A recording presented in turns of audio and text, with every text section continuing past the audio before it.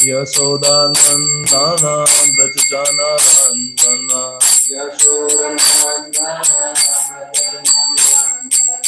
Jamunatira Vanachari Jamunatira Vanachari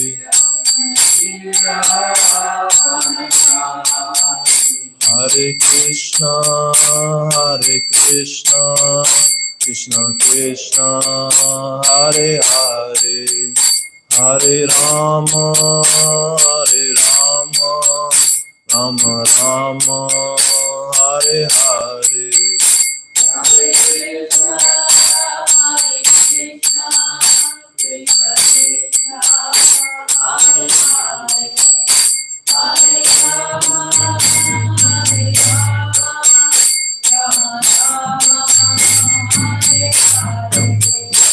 Hare Krishna,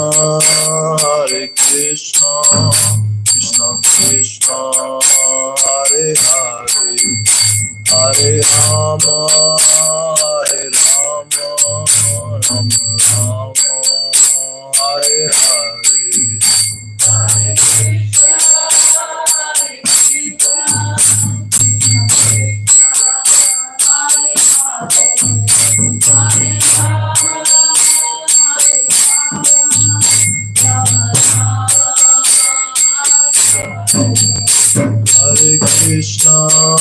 Hare Krishna, Krishna Krishna, Hare Hare, Hare Rama,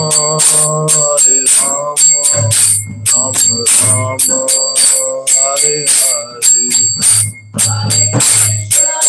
Hare Krishna, Hare Krishna, Krishna Krishna, Hare Hare, Hare Rama, Rama Rama, Hare Hare. Hare Krishna, Krishna Krishna, Hare Hare, Hare Rama, Rama Hare Hare.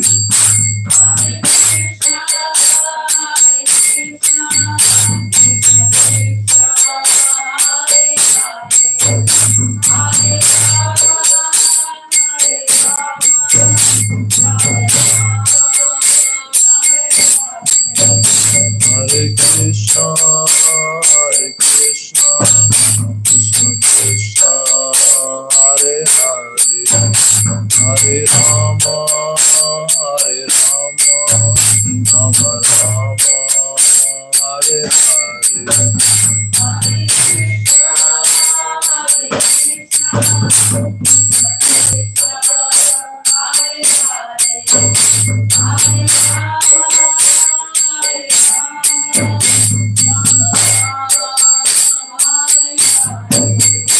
Jaya Rama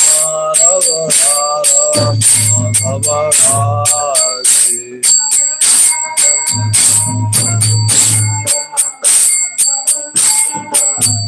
Jaya Gauranita, Jaya Gauranita, Jaya Gauranita, Jaya Gauranita.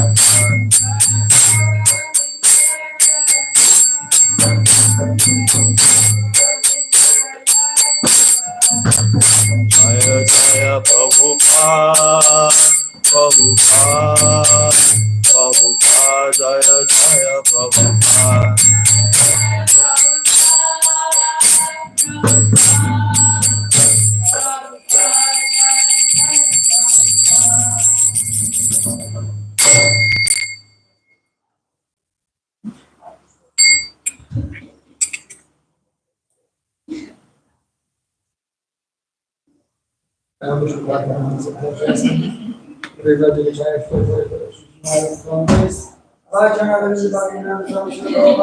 Jai. Jai. Jai. All words they some of the words. Hare Krishna, Hare Krishna, Hare Krishna.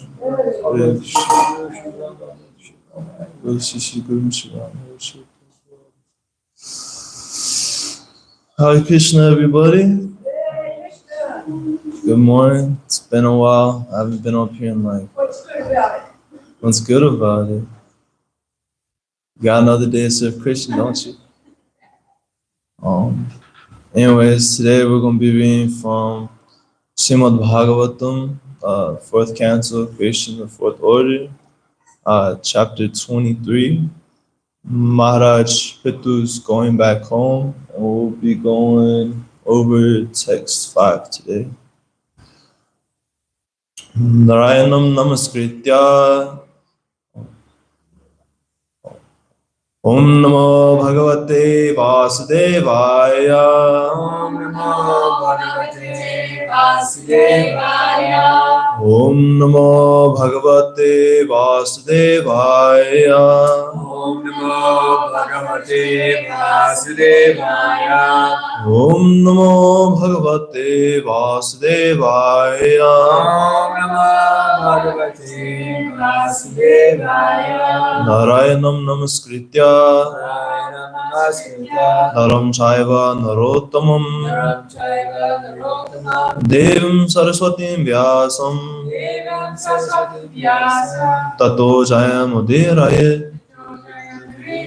Nasta Prayashu Abhadrishu Nastaparishu Bhadrishu. Nityam Bhagavata Sevaya Sevaya. Bhagavati Utam Shloke Bhagavati Yatana Shloke. Bhaktir Bhavati Naishtaki Bhakti Naishtiki. Kanda Mulla Allahara Kangamala Palahara. Shushka Parnasana Kvachit Shushka Parashana Kvachit. Abhaksha Katichit Bhakshan Amaksha Kadichit Rakshan. Vayu Bhakshastata Param Vayu Bhakshastata Param. Kanda Mulla Palahara Kangamala Palahara. Suksha Panasana Kvachit Shushka Parashana Kvachit. Abhaksha Katichit Bhakshan Amaksha Kadichit Rakshan. Vayu Bhakshastata Param Vayu Bhakshastata Param. Kanda Mulla Palahara Kangamala Palahara. Shushka Parnasana Kvachit Abhaksha Katichit Bhakshan Vayu Bhakshastata Param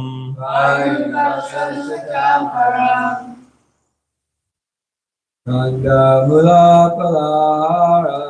Kanda Mulla Palahara Parashana Kvachit. Shushka Parnasana Kvachit Abhaksha Katichit Rakshan. Abhaksha Katichit Bhakshan Vayu Bhakshastata Param. Vayu Bhakshastata Param Kangamala Palahara. Kanda Mulla Palahara Shushka Parnasana Kvachit Abhaksha Katichit Bhakshan Vayu Bhakshastata Param Kanda Mulla Palahara Shushka Parnasana Kvachit Abhaksha Katichit Bhakshan Vayu Bhakshastata Param. Kaylin, you want to give us one go? Alright, word for word. Kanda, Chunk, Mula, roots. Hala, fruits. Ahara, eating. Shushka, dry. Prana, leaves. Ashana, eating. Kvachit, sometimes. Apaksha, drinking water. Katichit, for several. Pakshan, fortnights. Vayu, the air. Maksha, breathing. Tata param, thereafter.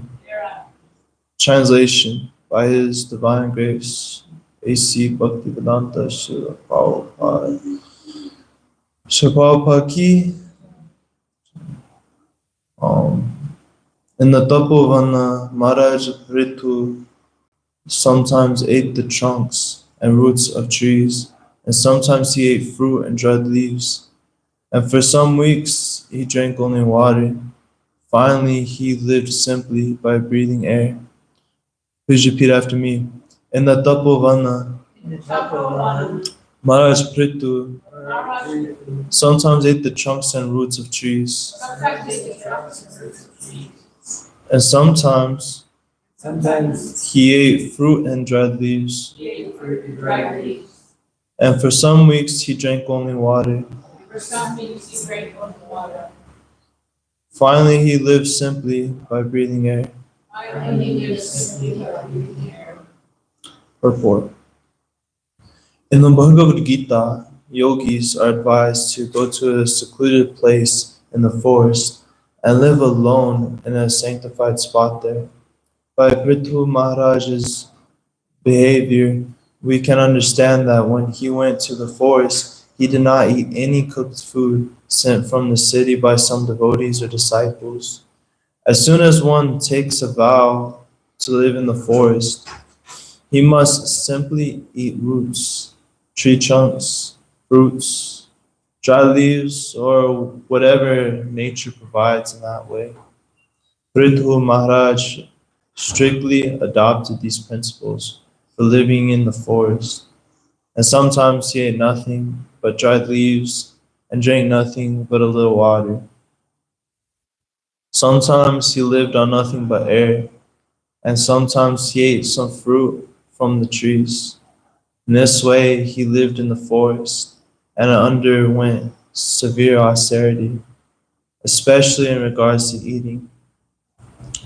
In other words, eating is not at all recommended for one who wants to progress. Overeating is not at all recommended for one who wants to progress in spiritual life. Sri Rupa Goswami also warns that too much eating and too much never, atyahara prayasascha, are against the principles by which one can advance in spiritual life. It is also notable that according to Vedic injunction, to live in the forest is to live in the mode of complete goodness, whereas to live in the city is to live in the mode of passion, and to live in a brothel or drinking house is to live in the mode of ignorance. However, to live in a temple is to live in Vaikuntha, which is transcendental to all the modes of material nature. This Krishna consciousness movement affords one the opportunity to live in the temple of the Lord, which is as good as Vaikuntha.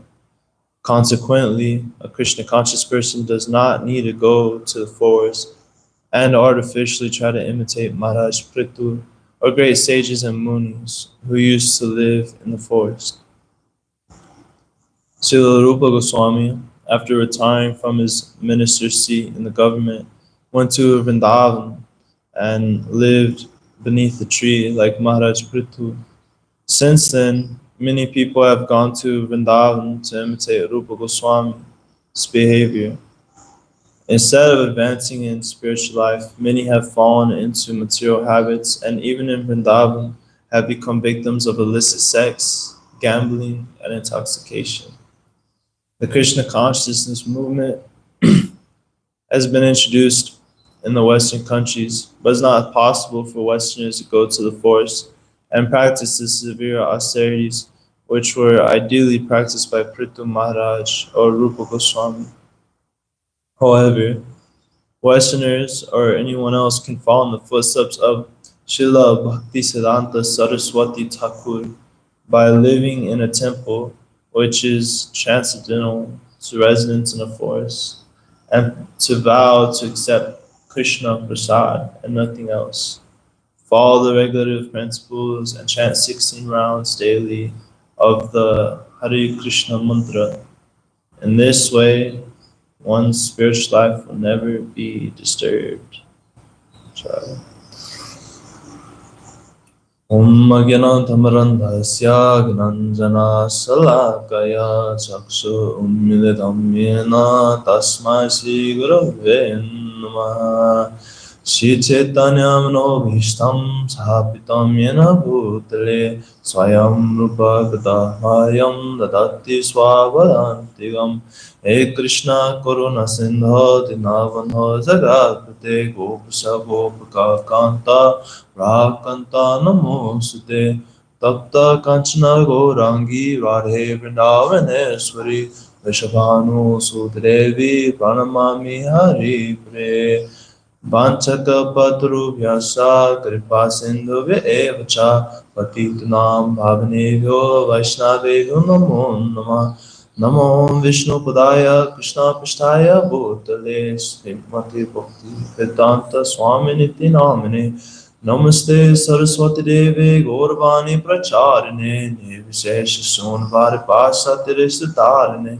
Jai Sri Krishna Chaitanya Prabhu Nityananda Sri Advaita Gadadhara Shiva Sadi Gaur Bhaktavinda Hare Krishna Krishna Krishna Hare Hare Hare Rama Rama Rama Hare Hare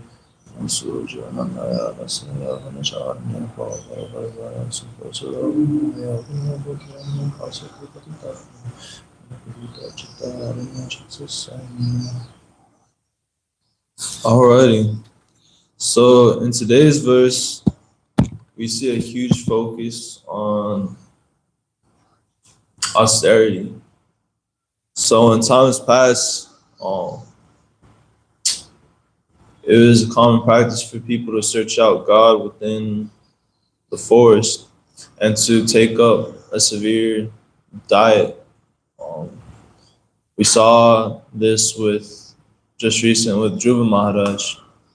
We're seeing it again with Prithu as well. And we saw something similar with Narada before he became Narada. So it was quite common for people to go to the forest to search out God.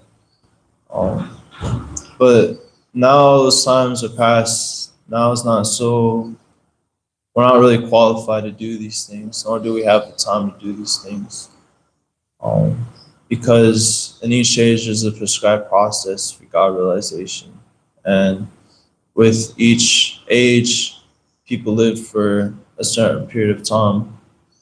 So I was looking in the Bhagavad Gita, in the purport to chapter 8, text 17, we get to hear about the length of these different yugas that we passed. So it's mentioned that Satya Yuga, the first yuga, lasts for 1,728,000 years. At this time, people were able to live up to 100,000 years. And so the process back then was through meditation upon Paramatma, Krishna within. But that took thousands of years to achieve perfection. We don't have that kind of time. And then after that yuga passed, Treta Yuga came. And in Treta Yuga, that lasts 1,296,000 years. So at this point, people were no longer able to meditate for so long, obviously. So they had a different process that was given to them by the scriptures, by the Vedas. And that process was very elaborate sacrifices, which we cannot do. We don't have the jewels, the gold, so much ghee to have, and then you also gotta distribute so many cows to brahmanas and so many other things. Everything got to be very precise. The mantras gotta be chanted very specifically, and no one's qualified, or at least hardly anyone's qualified to do such things. And then after Treta Yuga came was Dwapara Yuga. Dwapara Yuga lasts for 864,000 years. Now, again, this comes with a different process for God realization. And Dwapara Yuga, the process was elaborate deity worship.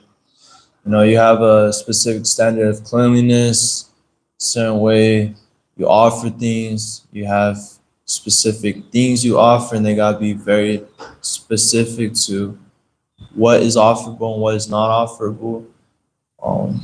Very specific things. I mean, technically, in deity worship, you're supposed to offer scented flowers, preferably, but in Kali Yuga, most flowers don't have a scent anymore, or if they do, it's not so strong of a scent. And then finally, we reach Kali Yuga, which is 432,000 years long, of which we've passed through 5,000 years of that already. So if you do the math, that's 427,000 years left of Kali Yuga. At which point, at the end of Kali Yuga, people won't be so religiously inclined, and they won't take up to the process we've been given. But in this age, since we've only lived 100 years, we've been given the process of Harinam, of Sankirtan, of chanting the holy names of the Lord. This easiest process. So it continues on that these 4 yugas rotating 1,000 times comprise 1 day of Brahma, and the same number comprise 1 night. Brahma lives 100 of such years and then dies. These 100 years by earth calculations total 311 trillion and 40 billion earth years. So we can see that we've been going through these cycles for quite some time, and these cycles will continue for quite some time. But as mentioned earlier, we're not able to do these very austere things. What I forgot to mention was that in Treta Yuga, people live to be 10,000 years, and in Dwapara Yuga, people live to be 1,000 years. So each time it's like divided by 10. The lifespan of, or the average lifespan at least, of humans. So luckily, along with this yoga, we've been given the holy name, and we've been given a simple process of following the 4 regulative principles, chanting 16 rounds, and that's pretty much the basics. You know, preach, go to the temple, Sankirtan though, not just chanting on japa necessarily, but Sankirtan movement, which means congregational chanting of the holy name, because this is where real unity and real strength comes, and it's more pleasurable to Krishna have us cooperate nicely with one another. So why the 4 regulative principles, one may ask? The 4 regulative principles help destroy the 4 pillars of sinful life. So the personality of Kali was given 4 and kind of 5 places to live at. So when Prithu Maharaj had approached Kali and was about to kill Kali, what did I say? Oh yeah, Riksha Maharaj, my bad. We went to go kill Kali. Kali surrendered, and by the Kshatriya Dharma, if one surrenders, one's not really supposed to kill the person that surrendered. So he was pretty much banishing him.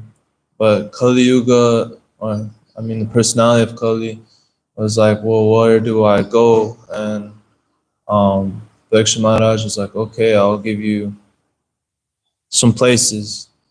You could go places where there's meat eating or animal slaughter. You go a place where there's intoxication. You could go to a place where there's illicit sex, and continue on. And Kali was like, well, none of these places exist within your kingdom, so where should I go? And Pariksha Maharaj gave him another place where gold is hoarded, or is a immense amount of gold hoarded. So these are the 4 pillars of sinful life: illicit sex, intoxication, meat eating, and gambling. Now, the way that one breaks this and upholds the 4 pillars of dharma, or I guess you could say the 4 legs of dharma, is through the 4 regulative principles. So by not eating meat, one upholds mercifulness, and by not gambling, one upholds truthfulness, and by no illicit sex, one upholds cleanliness, and by intoxication, one upholds austerity. And we can see how this practically works out.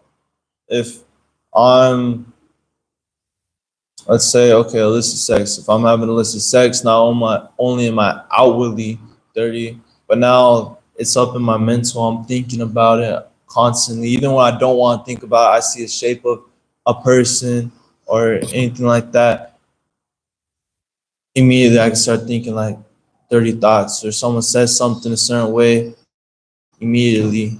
So there's that example. And by meat eating, you're literally eating a carcass. You're eating a dead body. You are either killing the animal yourself, or you're having someone kill the animal for you, because you choose your tongue's satisfaction over an animal's life. So you start to desensitize, and if you could kill an animal, then what much more to kill a man? It's one step forward. Even though a lot of people eat meat, some people still have this tendency to treat their dogs a certain way, or specific animals. They want to say this animal's not okay to eat, while this other animal's okay to eat. But the only difference is where you put your values at. But there's life, no matter what. Even then, in one sense, it's still sinful to kill plants. People oftentimes have the argument of, okay, if you don't eat meat, but you're vegetarian, you're still killing plants and they're still alive. And they're correct in that. That's true. But Krishna already mentions this in the Bhagavad Gita. Krishna says that those who do not offer their food are verily eating only sin, because you're eating a life, you're taking a life. But when that same food is offered to Krishna first, it's offered in service, so there is no sin to it. Now, we've covered meat eating, and we've covered illicit sex. The next thing we'll cover is gambling. So gambling isn't just going to the casino or winning the lottery. Gambling is also mental speculation or taking the chances in your day-to-day life.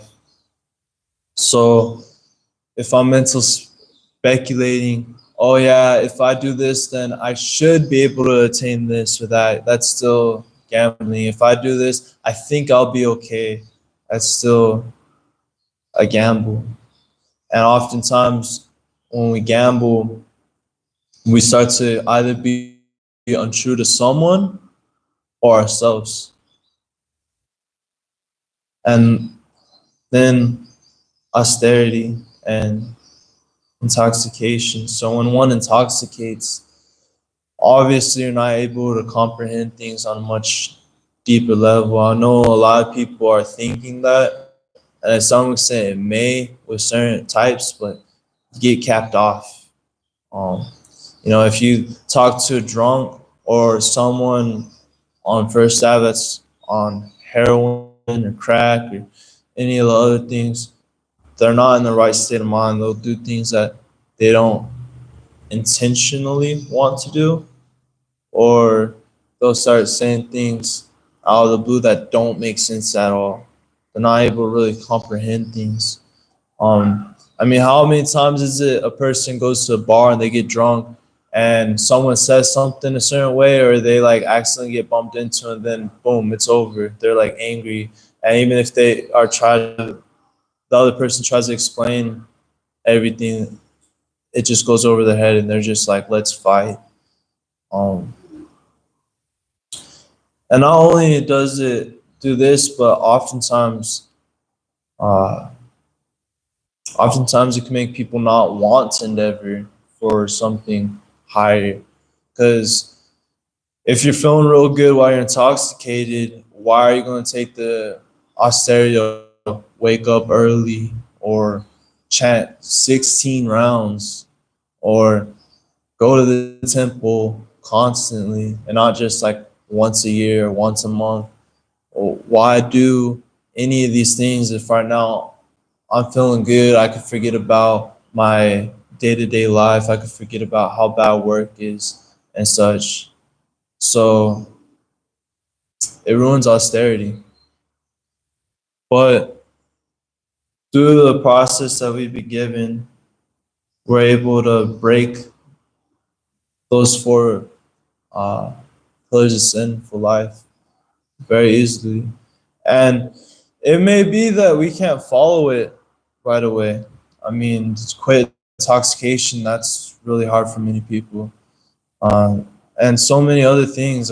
We've been doing these for time immemorial. We've been doing these for lifetime after lifetime. It's not that all of a sudden we've taken birth and now we adopted a lot of these conditionings within this one life. It's so many lives that we've been doing these things for.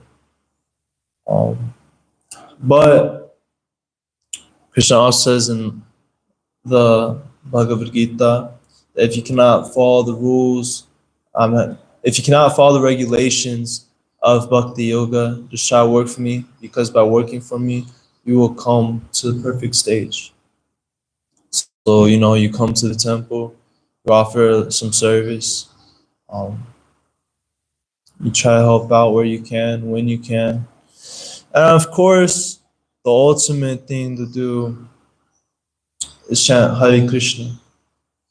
Because by this process, Krishna appears within the heart and starts cleaning off all that contamination on the mirror of our heart. All those years of dust collected up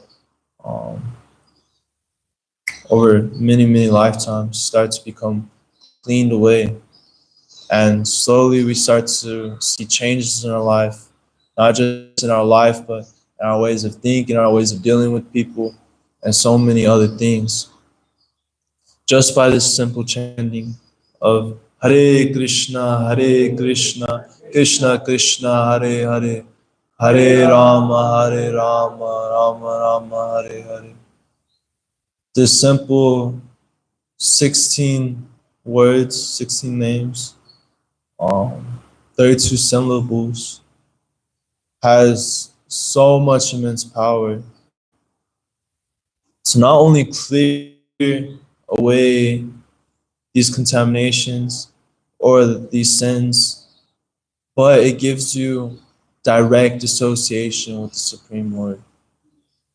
We don't see this right away. Not generally, at least. We don't see this right away. But in time, as we start to get cleaned away from all these contaminations that are blinding us, we start to be able to perceive this. Krishna is not different than his name, fame, pastimes, etc. So we can liken this to process to iron and fire. So this example is used quite often, but I'm gonna use it because Prabhupada uses it quite often. So when you stick an iron rod in the fire, at first that rod was cold, you could touch it, and you touch it, anything, it's just iron. But you stick it in the fire and you let it be there, slowly it starts to become red hot.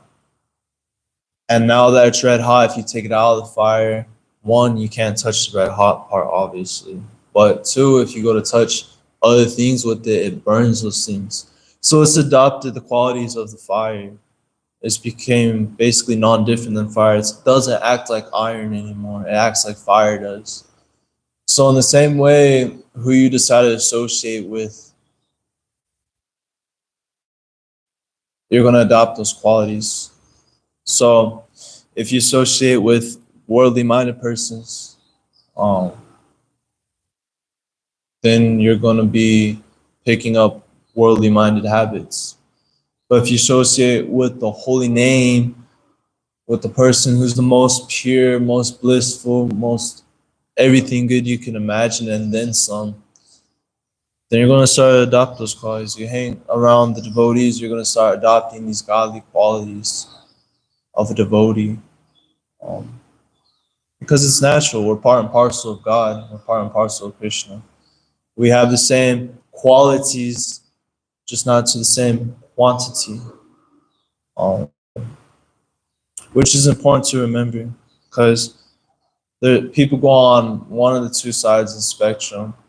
Some people go to, I'm worthless, I'm a piece of crap, I'm this, I'm that, which we see at higher levels of saints say those kinds of things. But when you're like really focused on that and you're like depressing yourself, that's not good. And then there's other people that see that we're a part and parcel of God, but they think we are God and we're absorbed into God, and you're God, I'm God, we're all God, we're the same person. You're just living a different experience, and I'm living this experience, but we're the same person. We go back to the same person. In the end, we'll just be absorbed. But it's not like either of those two things. Originally, since we're part and parcel of God and we have the same qualities of God, that means that we're Satchitananda. We're full of eternality, full of knowledge, and full of bliss. We have so many good qualities. Right now, it's just being covered over by our contamination, which mostly is all up here, up in your mental. Because when you start to read our texts, like Bhagavad Gita or Srimad Bhagavatam, you start to understand these concepts on a deeper level. Because it's not only God realization, because by God realization, you also get self-realization. They're simultaneous at the same time. It's kind of like a flashlight. You know it exists. You're in the dark. But as you like turn on the light and you realize the light's brightness, you also realize yourself. You're like, oh, okay, like this is what I look like. This is the color clothes I'm in. This, and that. And you're also able to see everything around you because Krishna is compared to light and the darkness is compared to ignorance.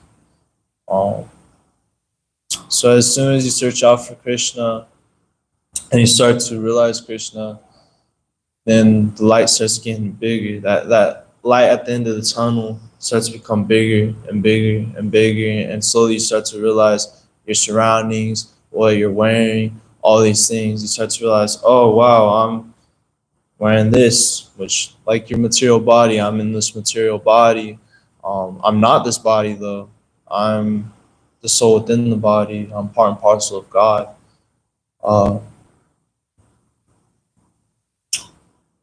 And the simple process is by chanting and reading. Because reading does one thing, but one, you got to hear the reading from a bona fide personality, a representative of Vyasadeva, of Sukadeva Goswami. And the holy name reveals much to you. It makes these things a lot more easier to comprehend. And also following the four regulative principles. Because if you're breaking these regulative principles, you're not going to be able to understand a lot in here. A lot of these things start to go over your head. If you're eating meat, for instance, or you're intoxicated, how are you going to understand the mercy or even comprehend what is in these texts in general or what's in the holy name? So we have both these things simultaneously, and we have people to help teach us how to do these things properly. Because I could just go up to someone and be like, okay, here's the holy name, here's the scripture, you're set. You're like, you're going to be a pure devotee by yourself. It doesn't quite work like that. It's not like a pure devotee starter kit that you can do it yourself. You gotta do these things within the association of devotees because they're able to help tell you how to apply these things. Maybe, for instance, you're not chanting the mantra right. I remember hearing this story one time that this person was chanting the Maha Mantra and he was reading it as Hare Krishna, Hare Krishna. So without devotees, how do you know how to pronounce some of these things? You might not even know how to pronounce KRSNA. You might just think it's like a weird Krishna or something like this. So you need devotees. And they help also teach you how to apply this knowledge because you hear all these different things, but how do you actually apply the knowledge or how do you get to that stage? Because also coming to these stages and coming out of your contamination also comes with its own struggle. Mind starts trying to pull you back, like, oh yeah, what about this? Don't you remember this? Or things similar to that. But a devotee can show you the way. And better yet, if you have a guru to take you by the hand and say, even if you don't make it this life, I'll come back at your next life just to come get you back to the spiritual world. There's so much mercy that it's so hard to comprehend. But devotees are like this. They're always willing to help out in so many ways to help teach us how do you apply this bhakti yoga process. Because the ultimate goal of bhakti yoga is pure love for God. You don't find that everywhere. A lot of times, and most of the time, people want to use God to get them things. God has things. God owns everything. And I want things. So let's do this business transaction. And that's most people's dealings with God if they believe in God at all. However, through chanting the holy name, it's guaranteed that in time we'll attain Krishna Prema. At first, you may start with offenses while chanting, which is natural. And slowly you come to almost no offenses. And then you come to pure chanting. So this process slowly awakens this love of God naturally within us. Every tradition talks about chanting the holy names of God. Even if you look within the Bible, or you look within the Quran, or you look in most other bona fide literatures, scriptures, you'll find something about the greatness of the name of God. Um, because the name of God is so powerful that it does so many things that we can't even comprehend, because it's literally God himself. God, Krishna didn't leave this world. And in the bigger sense, the world comes from Krishna and he's within every atom. But in the sense of incarnation wise, Krishna never left, because he left his holy name here. His holy name's been here for us that grasp, and this holy name's been given to us. And we've been given a sweet name to chant of Hare Krishna and Rama, because each name of God comes with its own mood. So in other traditions, oftentimes the name of God is more like God's position. What is he? Like, okay, he's the Lord, or he's, even within our tradition, we have names like this, like Jagannath, Lord of the Universe. We have like position type names, or Vasudeva, which is like all pervadingness. We have names of like what he is, but to go a little deeper, we have names of his qualities, more of like who he is. Like Krishna means, there's a few different meanings, but the main meaning we go by is all attractive, or Rama, the reservoir of all pleasure.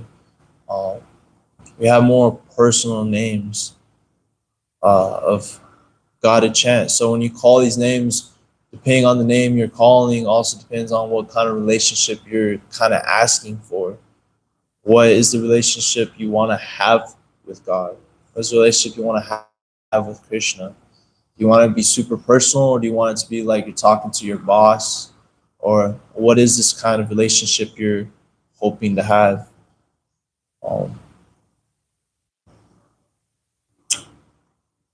So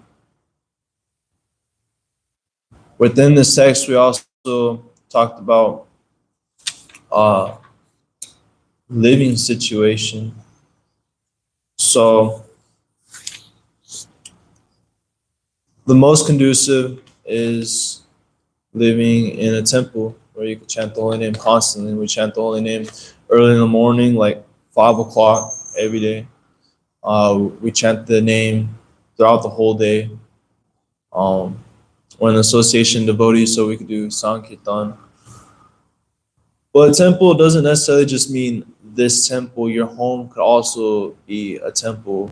You know, you put deities in there. You do your own little programs when you're not at the main temple. Or maybe you're not around a temple, so you become a temple for other devotees around you to come visit. This becomes a temple too. And this temple is considered not different than Vaikuntha, according to Prabhupada. Whereas the others are still kind of within the modes, like the forest, the mode of goodness, the city, the mode of passion, the brothel, the mode of ignorance.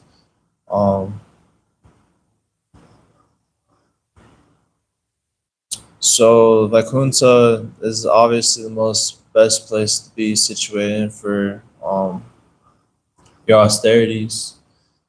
And I was reading also about when it comes to the 4 yugas, it's also similar to this. of different places. So Satyuga was the mode of goodness predominantly. So this is like, of course, where people are going to the forest. And then Treta Yuga was more in the mode of passion. Um, and then Dwapara Yuga was mixed, mode of passion and ignorance, whereas Kali Yuga is the mode of ignorance. So the mode of ignorance kind of surrounds us all over. Whether you're in the city or wherever you are, the mode of ignorance is heavily influenced. So if you go to temple, you get you kind of enter this bubble of a new world.